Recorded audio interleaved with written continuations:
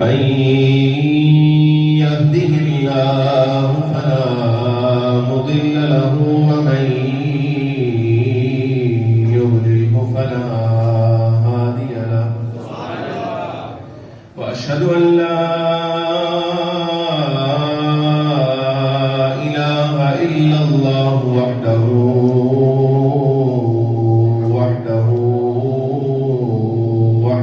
لا شريك له وأشهد أن سيدنا ومولانا وملجأنا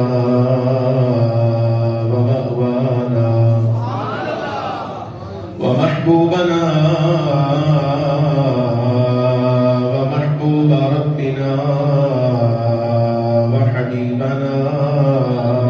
وحبيب ربنا وقرة أعيننا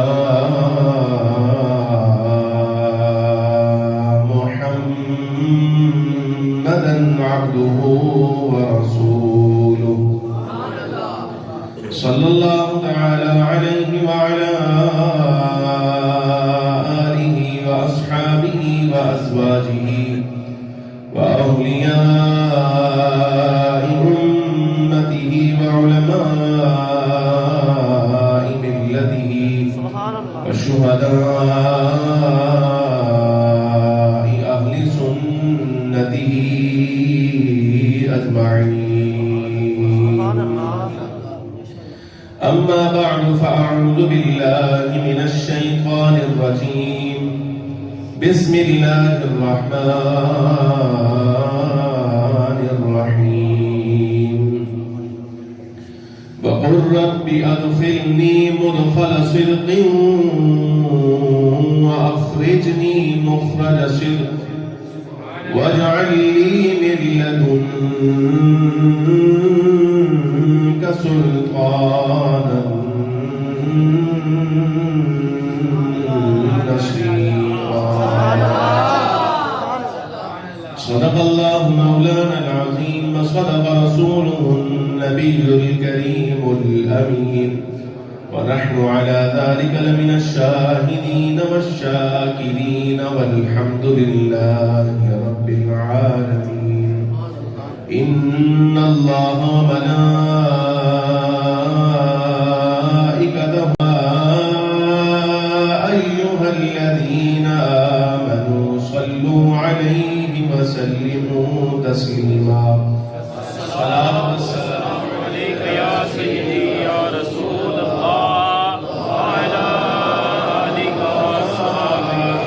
وأصحابك يا سيدي يا حبيب الله الصلاة والسلام عليك يا سيدي يا رسول الله وعلى آلك وأصحابك يا سيدي يا حبيب الله الصلاة والسلام عليك يا سيدي يا رسول الله وعلى آلك وأصحابك يا سيدي يا حبيب الله انتہائی عزت کے لائق احترام کے لائق جملہ حاضرین و سامعین کرام قرآن عزیز فرقان مجید سے ایک آیت مبارکہ آپ کے سامنے تلاوت کی ہے دعا کریں اللہ تبارک و تعالی حق بیان کرنے کی توفیق عطا فرمائے اور جو گزارشات عرض کرنا چاہتا ہوں مالک مولا ہمیں اس کے مطابق اعتقاد رکھنے کی اور عمل کرنے کی بھی توفیق عطا فرمائے حضور نبی محتشم صلی اللہ علیہ وبارک وسلم کو ام القریٰ یعنی مکہ مکرمہ کے ساتھ بے حد محبت تھی، کیونکہ یہ شہر مبارک آپ صلی اللہ علیہ وسلم کا جائے ولادت بھی ہے اور محبت وحی بھی ہے. یہاں مکہ مکرمہ تھا، یہاں حجر اسود تھا، مقام ابراہیم تھا، صفا و مروہ تھے، یہاں زمزم تھا، یہاں یادیں تھیں، یہاں بہاریں تھیں۔ فخر عالم نور مجسم صلی اللہ علیہ وسلم کے غار حرا میں گزارے ہوئے لمحات کی خوشبوئیں تھیں۔ یہاں حضور کا بچپن تھا، یہیں معراج ہوئی، یہیں آپ نے جبل ابی قبیس پر اعلان نبوت فرمایا، یہیں فخر عالم صلی اللہ علیہ وسلم نے چاند کو 2 ٹکڑے کیا، یہاں آباء و اجداد تھے، یہاں خاندان تھا، یہیں اولاد عطا ہوئی، یہیں حضرت ام المؤمنین سیدہ خدیجہ کبریٰ رضی اللہ تعالی عنہا کا مدفن اور آپ کا مزار اقدس تھا۔ الغرض مکہ مکرمہ چونکہ سب بستیوں کی اصل ہے اور حضور اکرم صلی اللہ علیہ وسلم کو ان نسبتوں کی وجہ سے اس شہر کے ساتھ بے پناہ محبت تھی، اس کی مثال نہیں بیان ہو سکتی۔ لیکن جس وقت کفار کی ایذا رسانیوں کا سلسلہ بڑھا اور مرکز اسلام کی مستقل ضرورت محسوس ہوئی، بلکہ اسلام کو پناہ گاہ کی ضرورت تھی، تو فخر عالم نور مجسم صلی اللہ علیہ وسلم نے بحکم الہی مکہ شریف کو خیر آباد کہنے کا ارادہ فرمایا۔ بیعت عقبہ اولا، بیعت عقبہ ثانیہ، بہت سارے افراد آتے رہے، مسلمان ہوتے رہے، بالآخر یہ امر طے پایا کہ فخر عالم صلی اللہ علیہ وسلم مکہ مکرمہ کی سکونت ترک فرمائیں گے، حضور اب یہاں تشریف نہیں رکھیں گے۔ یار بار رفیق مزار حضرت سیدنا صدیق اکبر رضی اللہ تعالی عنہ کو ساتھ لیا اور مکہ مکرمہ سے آپ صلی اللہ علیہ وسلم نے باہر آنے کا ارادہ کیا، لیکن اس کے باوجود فخر عالم صلی اللہ علیہ وسلم کو اس شہر کے ساتھ لگاؤ ایسا تھا، جب شہر مبارک سے باہر آئے ہیں تو پلٹ کے آپ صلی اللہ علیہ وسلم نے کعبہ شریف کو دیکھا، یعنی بیت اللہ کو، مکہ مکرمہ کی طرف چہرہ انور کیا، اور حضرت ابن عباس رضی اللہ تعالیٰ عنہ فرماتے ہیں حضور نے یہ لفظ ارشاد فرمایا تو بہت پاکیزہ شہر ہے، مکہ مکرمہ تو بہت پاکیزہ شہر ہے، تو مجھے بہت محبوب شہر ہے، اگر میری قوم مجھے یہاں سے جانے پر مجبور نہ کرتی تو ضرور بھی ضرور میں یہیں سکونت اختیار کرتا، تیرے علاوہ کسی اور شہر میں جا کر میں رہائش رکھتا ہی نہ۔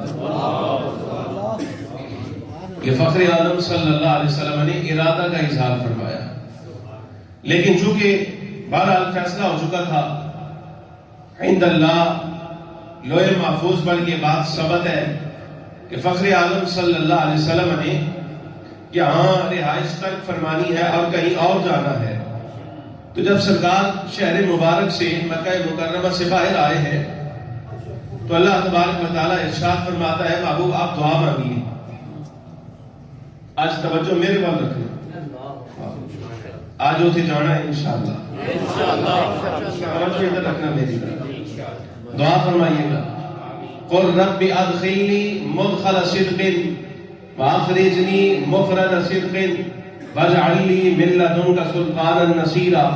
محبوب آپ دعا مانگیے، کیا اے میرے رب مجھے صدق کی جگہ داخل کر اور صدق کی جگہ سے باہر لا۔ قرآن عزیز ہے، ربی ادخلنی مدخل صدق، اے میرے رب مجھے صدق والی جگہ داخل کر، واخرجنی مخرج صدق، اور مجھے صدق والی جگہ سے باہر لا، واجعل لی من لدنک سلطانا نصیرا، اور مجھے اپنے پاس سے ایسی دلیل عطا کر دے جو میری مددگار ثابت ہو تیرا پیغام پہنچانے میں۔ اب حضور اکرم صلی اللہ علیہ وسلم کو اللہ تبارک و تعالیٰ نے 2 دعائیں کرنے کا حکم دیا۔ بابو ایک دعا یہ فرمائیے کہ اللہ صدق والی سچی جگہ پر داخل کر، عزت والی جگہ داخل کر، اور دوسری یہ کہ عزت والی جگہ سے باہر لا۔ اب جہاں سے حضور باہر آئے ہیں وہ تو صدق والی جگہ ہے بیت اللہ شریف، اب جہاں جانا ہے نا اس کا پتہ کرنا ہے کہ جا کہاں رہے ہیں۔ اچھا ایک جملہ اور سنو، اس سے پہلے حضور نبی محتشم صلی اللہ علیہ وسلم صحابہ کرام علیہ الرضوان کو تسلی دے چکے، آیت پڑھ چکے اللہ کی، وہ کیا؟ رب تعالی نے فرمایا والذین ہاجروا فی اللہ من بعد ما ظلموا لنبوئنہم فی الدنیا حسنہ، اور وہ جنہوں نے راہ خدا میں ہجرت کی باوجود اس کے کہ ان پر بڑے ظلم کیے گئے، اللہ فرماتا ہے ہمارا وعدہ ہے ان کے ساتھ، لنبوئنہم فی الدنیا حسنہ، ہم ان کو دنیا میں بڑی بہترین اور بڑی خوبصورت رہائش عطا کریں گے۔ یہ وعدہ ہو چکا، ابھی انہوں نے نکلنا ہے یہاں سے۔ کتنے اصحاب ایسے ہیں جو حبشہ جا چکے ہیں، حبشہ سے آگے بھی کہیں جانا ہے، مرکز اسلام چاہیے، اسلام کو پناہ چاہیے۔ فخر عالم صلی اللہ علیہ وسلم کا یہ ارادہ ہے کہ اب اسلام جو ہے وہ ایمان پھیلنا چاہیے، لیکن کہاں پھیلے گا؟ اس کی ابتدا کہاں سے ہوگی؟ بنیاد تو رکھ دی، لیکن باقاعدہ مرکز کس کو قرار دیا جائے گا؟ وہ اللہ تبارک و تعالیٰ صحابہ کرام سے فرماتا ہے تم پر ظلم کیے گئے، تم نے ہماری راہ میں ہجرت کی ہے، وعدہ رہا تمہارے ساتھ ہم دنیا میں تمہیں لنبوئنہم فی الدنیا، ہم دنیا میں تمہیں اچھا ٹھکانہ عطا کریں گے، یہ وعدہ ہے۔ چس لینا ہے جی، انجوائے کرو اس بات کو، ہم دنیا میں تمہیں اچھی رہائش اختیار کروائیں گے، ہم تمہیں عطا کریں گے۔ اور سرکار سے فرمایا محبوب آپ دعا کیجیے ربی ادخلنی مدخل صدق واخرجنی مخرج صدق، رب میرے صدق والی جگہ سے باہر لا اور صدق والی جگہ داخل کر۔ اب سوال پیدا ہوتا ہے دنیا میں وہ کون سا ایسا مقام ہے جس کو خود مالک کریم جو ساری کائنات کا خالق ہے، آسمانوں کا پیدا کرنے والا، زمینوں کا پیدا کرنے والا، سارے آسمان سارے زمین اور جناب والا یہ سمندروں کا پیدا فرمانے والا، کل کائنات کا خالق مالک، وہ فرما رہا ہے کہ ہم رہائش تمہیں اچھی عطا کریں گے، ہم تمہیں اچھی رہائش عطا کریں گے۔ ایک سوال یہ ہے، اور دوسرا سوال یہ ہے ہماری، یہاں بیت المقدس بھی ہے، یہاں عراق بھی ہے، یہاں شام بھی ہے، یہاں یمن بھی ہے، بہت ساری بستیاں ہیں، لیکن دو محبوب کریم صلی اللہ علیہ وسلم کو جو فرما رہا ہے دعا کرو اللہ صدق والی جگہ داخل کر، یہ صدق والی جگہ کون سی ہے؟ تو بس مصطفیٰ کریم صلی اللہ علیہ وسلم نے مکہ مکرمہ سے باہر آ کر جس بستی میں قدم رکھا ہے، کائنات کی سب سے خوبصورت بستی بھی وہی ہے، اور کائنات کے سب سے بہترین اور صدق والی جگہ بھی وہی ہے جس کو مدینہ الرسول کہا جاتا ہے۔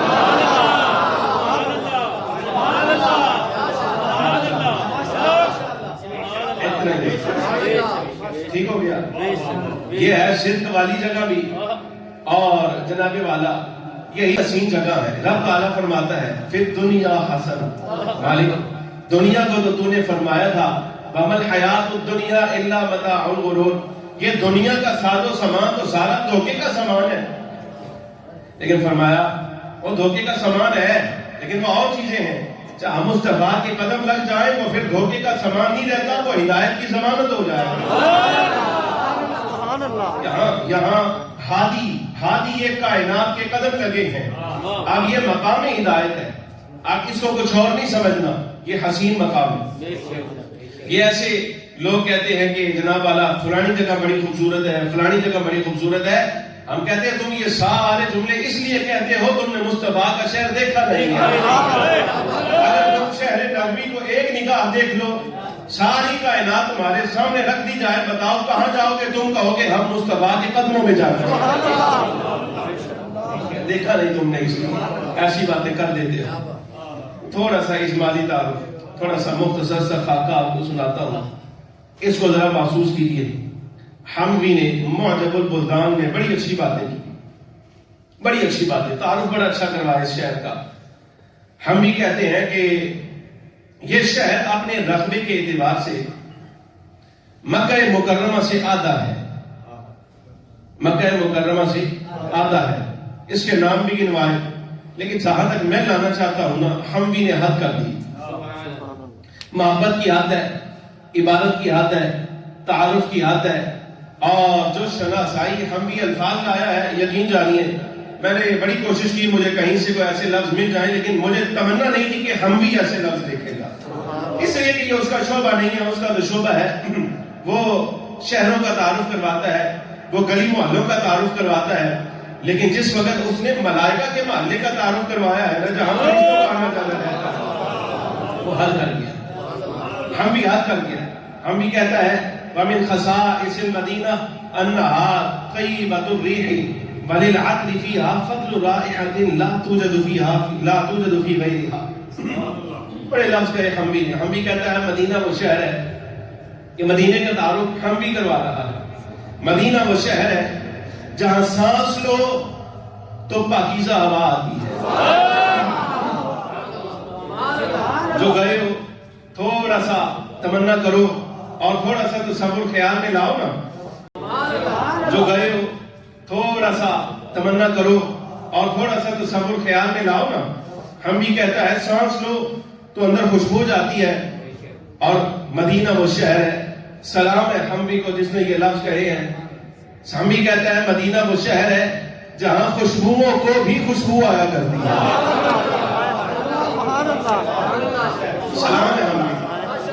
حموی کہتا ہے وَلِلْعِطْرِ فِيهَا فَضْلُ رَائِحَةٍ. عطر ویسی خوشبودار ہوتا ہے، خوشبو ویسی خوشبو والی ہوتی ہے، لیکن جس شہر میں خوشبو میں بھی خوشبو آ جاتی ہے نا، اور کسی اور شہر میں نہیں آتی. یہ فرانس کے پرفیوم تم اس لیے کہتے ہو تم نے مدینے کی خوشبو نہیں سونگی ہے. اے فرانس کی باتیں کرنے والوں، مدینے میں جا کے ایک سانس لے کر تو دیکھو کہ ہوتا کیا ہے. ہوا اندر جائے گی تو پاکیزگی آئے گی، اور جس وقت خوشبو سونگو گے تو حد ہو جائے گی وہاں خوشبو کو بھی خوشبو آ رہی ہوگی. اور ہم بھی یہاں اور کیا ہے ذرا کچھ بتا. کہتا ہے تم کھانے پینے والے لوگ لاہوری ہو. وَالْقَمَرُهَا السَّيْحَانِ لَا يُوجَدُ فِي بَلَدٍ مِّنَ الْبُلْدَانِ مِثْلَهُ. فرمایا یہ کڑھائیاں، یہ فلاں دنیا بھر کی نعمتیں ایک طرف، لیکن مدینے کے صحراؤں میں اگنے والی کھجوریں ایک طرف ساری کائنات میں بڑھ گئی. حموی حل کر گیا، حموی حل کر گیا اس جملے پر جو اگلا جملہ اس نے کہا. اور کیا ہے یہاں پر؟ حموی کہتا ہے وَلَهُمْ حُبُّ اللُّبَانِ وَمِنْهَا يُحْمَلُ إِلَى سَائِرِ الْبُلْدَانِ.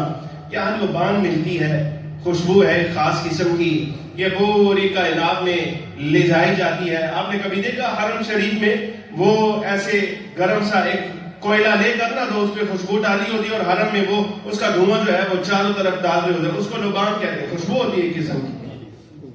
ہم بھی کہتے ہیں ساری کائنات میں بھیجی جاتی ہے. اچھا ہم بھی بڑا اچھا آدمی ہے، یہاں ہوا پاکیزہ ہے، یہاں خوشبو میں مزید خوشبو آ جاتی ہے، یہاں کی کھجوریں بڑی اچھی ہیں، اور یہاں لبان ساری کائنات میں منتقل کیا جاتا ہے. اور بھی کوئی گل سنا بھئی، اور بھی کوئی گل سنا. حموی کو سلام ہے، یقین جانو میرا دل کر رہا تھا آج میں حموی کی عبادت پہ بات ختم کر دیتا، آگے بات کرتا ہی نہ، لیکن نہیں. حموی کی عبادت اپنی جگہ رہ گئی، مصطفیٰ کے ارشاد اپنی جگہ. حموی تو غلام ہے نا، خادم ہے. حموی خادم ہے، وہ خادم ہونے کے ناطے جو تعریف کر رہا ہے، لیکن مالکوں نے جو تعریف خود کی ہے نا، اس کی مثل تو تعریف ہے ہی کوئی نہیں. حموی کا جملہ سنو، کہتا ہے یہاں خوشبو بھی ہے، یہاں فضا بھی معطر ہے، اور یہاں لبان بھی ہے، یہاں کھجوریں بھی ہیں. اور کیا ہے؟ حموی کہتے ہیں وَجَبَلُهَا أُحُدٌ قَدْ فَضَّلَهُ رَسُولُ اللَّهِ صَلَّى اللَّهُ عَلَيْهِ وَسَلَّمَ فَقَالَ أُحُدٌ جَبَلٌ يُحِبُّنَا وَنُحِبُّهُ وَهُوَ عَلَى بَابٍ مِّنْ أَبْوَابِ الْجَنَّةِ. فرمایا اب میں تمہیں نا مدینے کا جھومر دکھاتا ہوں. میں تمہیں مدینے کا جھومر دکھاتا ہوں. ہم بھی مدینے کا جھومر کیا ہے, یعنی نگاہ پڑتی ہے نا کسی خوبصورت شہر پہ, تو دلہن ہو نا دلہن, تو سب سے زیادہ اس میں جو چیز دیکھی جاتی ہے نا وہ اس کے ماتھے کا جھومر ہوتا ہے. اس کے چہرے کی خوبصورتی اپنی جگہ رہ گئی, لیکن اس خوبصورتی کو چاند لگانے کے لیے بھی ظاہر ماتھے پر آنا ہے نا. تو پھر ماتھے پر کوئی چیز ایسی ہونی چاہیے, ایک تو خاتون ہے, دلہن بنی ہے, خوب روئی اللہ نے اس پر اتاری ہے, تو اس خوب روئی میں کوئی چیز ایسی ساتھ شامل کرنی چاہیے جو اس کی خوبصورتی میں, شباب میں, اس کے جو حسن میں اور اضافہ کرے. لیکن مدینے کا یہ حسن ساری چیزیں ہیں, لیکن ہم بھی بتا مدینے کا جھومر کیا ہے, ہمیں وہ دکھا. ہم بھی کہتا ہے مدینے کا جھومر, جس وقت داخل ہوتے ہو سب سے پہلی جو چیز نظر آتی ہے وہ مدینے کا ایک پہاڑ ہے جس کو احد کہتے ہیں. اور فخر عالم صلی اللہ علیہ وسلم نے اس کی یہ شان بیان کی تھی, فرمایا تھا احد اگرچہ ایک پہاڑ ہے, یحبنا ونحبہ, لیکن یہ پہاڑ ایسا ہے یہ ہم سے بڑا پیار کرتا ہے, ہم اس کے ساتھ بڑا پیار کرتے ہیں. اور ہر جملہ ہم کا وہو علی باب من ابواب الجنہ, فرمایا یاد رکھنا, یہ سمجھو یہاں تو تمہیں پہاڑ نظر آتا ہے نا, میدان محشر میں تمہاری آنکھ کھلے گی نا, تو جب جنت پر نگاہ ڈالو گے تو جنت کے کسی نہ کسی دروازے پر تمہیں احد ہی کھڑا نظر آئے گا.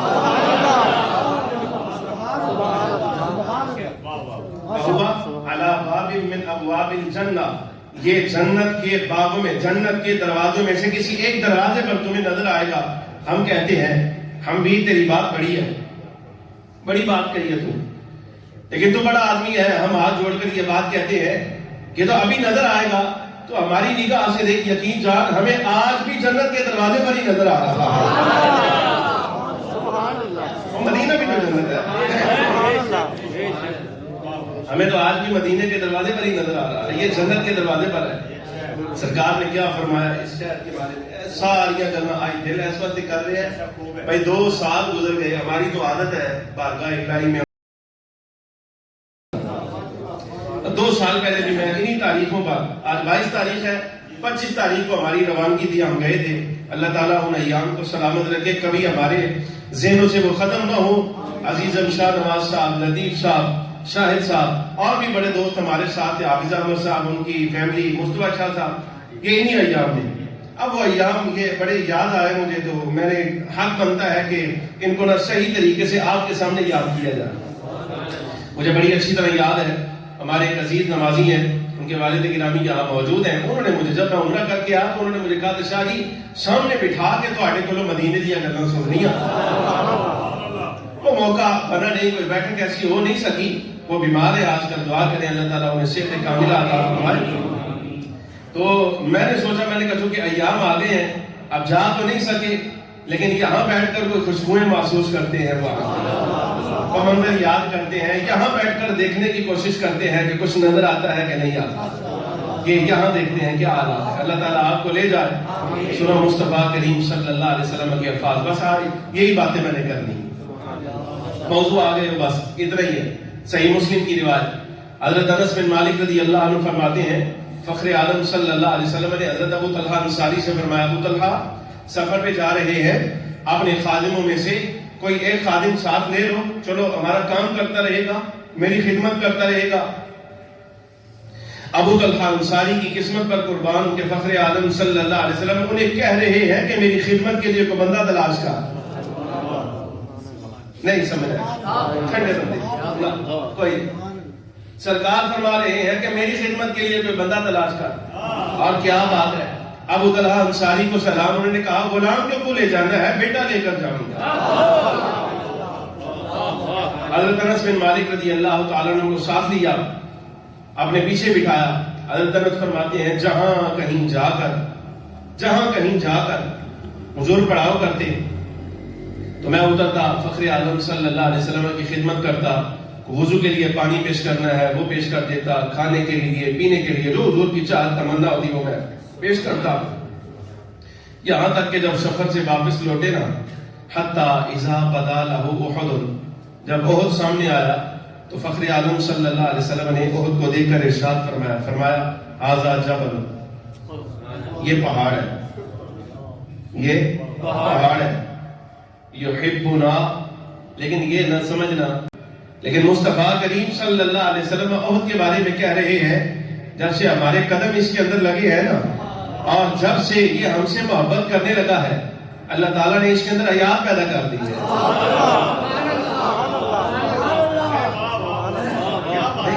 نہیں حجی بھی نہیں سمجھے۔ اچھا اور بات کرتا ہوں کہ یاد رکھنا، مصطفیٰ کریم صلی اللہ علیہ وسلم کی محبت جس کے دل میں بیٹھ جائے وہ دل مردہ نہیں ہوا کرتا، بلکہ اگر مردہ ہو تو زندہ ہو جاتا ہے۔ یہی وجہ ہے کہ جس قلب میں مصطفیٰ کی محبت بیٹھے وہ بے جان بھی ہو تو اس میں جان آ جاتی ہے۔ نہیں یاد آتا تمہیں وہ حسن حنانہ جس کے ساتھ حضور ٹیک لگایا کرتے تھے؟ بخاری اٹھاؤ، بخاری پڑھو، بخاری اٹھاؤ نا، دیکھو حضرت جابر بن عبداللہ انصاری فرماتے ہیں سرکار ممبر بنایا، ممبر پہ جلوہ افروز ہوئے ہیں، خطبہ دینے لگے، اس کو بھی ذرا یاد کرو، کیا وہ منظر ہو حضور ممبر پر جلوہ افروز ہو اور صحابہ سامنے بیٹھے ہیں اور مسجد سے رونے کی آواز آ رہی، بات کوئی نہیں ہوئی، مسئلہ کوئی ایسا نہیں ہوا، کون رو رہا ہے، ادھر ادھر دیکھا، نظر بھی کوئی نہیں آ رہا، تو فخر عالم صلی اللہ علیہ وسلم کو دیکھا کہ آپ صلی اللہ علیہ وسلم ممبر سے نیچے اترے اور آ کے اس خشک تنے کو، وہ خشک ٹہنی، سرور عالم صلی اللہ علیہ وسلم نے اس کو ہاتھ پھیرا، ایسے جیسے ماں نہیں پھیرتی اپنی اولاد کو ہاتھ پھیرا، تو کیفیت یہ بنی کہ فرمایا خاموشی ہو گئی۔ اب راز کھلا کہ فخر عالم صلی اللہ علیہ وسلم جس تنے کے ساتھ ٹیک لگایا کرتے تھے، فراق میں، جدائی میں، در حقیقت وہ رو رہا ہے کہ آپ حضور ممبر پر بیٹھیں گے میرے ساتھ ٹیک ہی نہیں لگائیں، اب میرے ساتھ ٹیک لگے گی نہیں۔ فرمایا کیا چاہتا ہے؟ اگر کہے تو جنت میں لگا دیتے ہیں، اگر کہتا ہے تو یہاں تجھے سرسبز کر دیتے ہیں، لوگ آئیں گے قیامت تک، لوگ دنیا کھاتی رہیں گے تو اس سے فائدہ حاصل ہوگا۔ یا رسول اللہ صلی اللہ علیہ وسلم دنیا میں تو عارضی یہ خدمت ہے جو لے لی جائے گی، اگر آپ جنت میں لگا دیں تو کیا بات ہے، تمنا کر رہا ہے۔ سوال ہے چھوٹا سا، میری سرکار کبھی آپ نے درختوں کو کلام کرتے ہوئے دیکھا ہے؟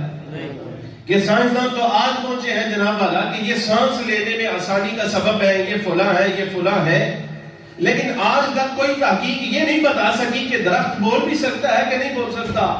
ہم کہتے ہیں ہماری تحقیق یہ ہے کہ درخت بول سکتا ہے، شرط یہ ہے کہ مصطفیٰ ٹیک لگا لے، بس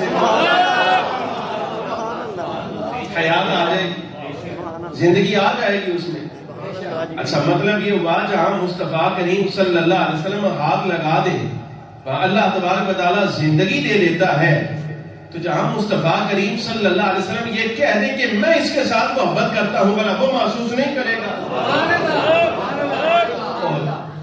یہ احد کی بات ہے۔ فرماتے کہ ابھی احد ہوا تھا، احد دیکھا تھا، سرکار نے یہ شان بیان فرمائی، جب مدینہ آیا، مدینہ ظاہر ہوا، لفظ سننا، فخر عالم صلی اللہ علیہ وسلم نے فرمایا اللہم انی احرم ما بین جبلیہا مثل ما حرم به ابراہیم علیہ السلام مکہ، اے اللہ میں مدینے کو، یہ دو پہاڑوں کے درمیان یہ شہر ہے، میں اس کو حرمت والا قرار دیتا ہوں، ایسے ہی جیسے حضرت ابراہیم علیہ السلام نے مکہ کو حرم قرار دیا تھا۔ اللہم بارک لہم فی مدہم مساعہم، مالک ان کے پیمانے تولنے والے جو مد ہے ان میں بھی برکت عطا کر، اور یہ جو کلو سیر وغیرہ میں تولتے ہیں مالک ان کے سیر میں بھی برکت عطا کر۔ یہ دعا مدینے کی وجہ سے حضور نے فرمائی۔ تو مدینے والوں کی عادت کیا ہے؟ جس وقت پہلے کوئی پھل لگتا نا، کھجور لگ گئی، فصلیں تھیں انصار کی، تو جب فصل اترنی نا تو انصار صحابہ کرام علیہم الرضوان نے سب سے پہلا پھل جو ہے وہ مصطفیٰ کریم صلی اللہ علیہ وسلم کی خدمت میں پیش کرنا ہے۔ سرکار کی بارگاہ میں لایا گیا، ایسے ہی ہوا، لیا۔ اب یہ جملے سننا، فرمایا اللہم بارک لنا فی ثمرنا وبارک لنا فی مدینتنا وبارک لنا فی صاعنا وبارک لنا فی مدنا، اے اللہ ہمارے پھلوں میں برکت عطا کر، اے اللہ ہمارے مدینے میں برکت عطا کر، ہمارے سیر میں برکت عطا کر، ہمارا تولنے کا جو اعلیٰ مد ہے اس میں برکت عطا کر، اے اللہ ان ابراہیم علیہ السلام عبدک و خلیلک و نبیک، اے اللہ بے شک حضرت ابراہیم علیہ السلام تیرے بندہ خاص ہے، تیرے خلیل ہیں، تیرے نبی ہیں، اب یہ اگلا جملہ وَإِنِّي عَبْدُكَ وَنَبِيُّكَ، مالک میں بھی تیرا بندہ ہوں اور میں تیرا رسول ہوں۔ یہ لہجہ فخر عالم صلی اللہ علیہ وسلم کا۔ اب دعا مانگنے کا، ابراہیم نے دعا مانگی تھی، حضرت ابراہیم نے مکہ مکرمہ کے لیے، مالک میں مدینے کے لیے دعا کرتا ہوں، جو کچھ تو نے دعائے ابراہیم کی وجہ سے مکہ میں رکھا ہے میں دعا کرتا ہوں وہ مدینے میں رکھ دے، بلکہ جتنا مکہ میں رکھا ہے اس سے دگنا اور بھی مدینے میں ڈال دے۔ اور فخر عالم صلی اللہ علیہ وسلم کی شفقت۔ اس کے بعد مدینے کے چھوٹے چھوٹے بچوں کو حضور اکرم صلی اللہ علیہ وسلم نے بلانا، اور بلا کر آپ صلی اللہ علیہ وسلم نے وہ جو پھل ہے وہ ان کو عطا فرما دے ان بچوں کو۔ یہ حضور کی شفقت ہے۔ نظارے کرو نا، یہ منظر دیکھو نا، سرور عالم صلی اللہ علیہ وسلم موجود ہوں، اصحاب اپنی فصلیں لے کر آئے اور حضور فرمائے بچوں کو بلاؤ اور ان کو دے دیا جائے۔ یہ یاد کرنے کی چیزیں ہیں۔ آپ صلی اللہ علیہ وسلم کے تشریف لانے سے پہلے، یہاں قدم رنجا فرمانے سے پہلے، اس شہر کو وباؤں کا مرکز کہا جاتا تھا۔ اللہ تعالیٰ ہمیں ایسا لفظ بھی زبان پر لانے سے محفوظ فرمائے، اس کو بلاؤں اور وباؤں کا مرکز کہا جاتا ہے۔ حضرت ام المؤمنین فرماتی ہیں کہ آپ جس وقت مدینے آئے تو یہ مرکز وبا تھا، یہاں آتا ہی کوئی نہیں تھا، یہ سوچ کر کہ یہاں چلے جاؤ تو بندہ بیمار ہو جاتا ہے، مرنے تک آ جاتا ہے۔ ایسے ہی ہوا۔ حضرت صدیق اکبر بھی بیمار ہو گئے، حضرت بلال بھی بیمار ہو گئے۔ جب فخر عالم صلی اللہ علیہ وسلم نے دیکھا نا ابھی آتے ہی حضور داخل ہوئے مدینے میں، تبھی بیمار ہو گئے۔ جب دیکھا اصحاب بیمار ہو گئے ہیں تو سنو ذرا یہ لفظ سنا، اب ارادہ، یعنی ہو سکتا ہے کسی کو یہ سوچ آ جاتی کہ ہمیں یہ شہر چھوڑ دینا چاہیے کہ ہمیں موافق نہیں آیا، اس کی ہوا موافق نہیں آئی، اس کا پانی موافق نہیں آیا۔ فخر عالم صلی اللہ علیہ وسلم نے قیامت تک آنے والے جتنے اپنے ہیں ان کے لیے دعا فرمائی۔ لفظ کیا ہے؟ اللہم حبب الینا المدینہ کما حببت مکہ او اشد۔ مالک تو ہمیں، ہم سب کو، یعنی جو ہمارے ہیں ان کو مدینے کی محبت عطا کر دے، ایسے ہی عطا کر جیسے تو نے مکے کی محبت عطا فرمائی، او اشد، بلکہ اس سے بھی زیادہ عطا کر۔ اور جملہ سنو، سرکار کا دعا سنو، فرمایا بصحھا، اے اللہ مدینے کو صحت دے۔ یہ سیدھے سیدھے ترجمے کو ہم کرا رہے ہیں، مدینے کو صحت دے۔